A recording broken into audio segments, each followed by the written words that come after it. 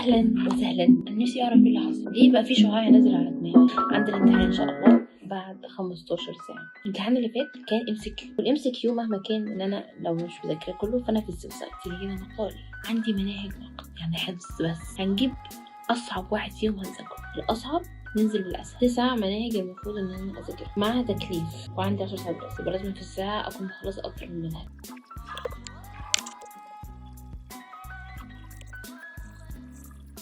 لو انا رحت نمت او انا رحت نمت ورحت الامتحان مش مذاكره، الا ايه يعني ايه اخره ايه؟ لن اخضع هذا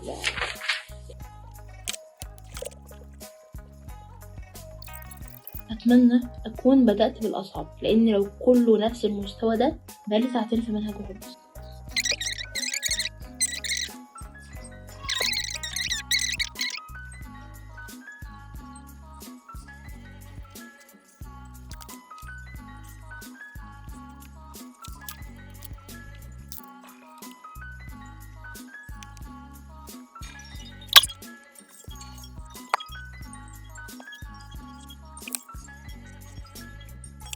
انا مبقتش شايفه.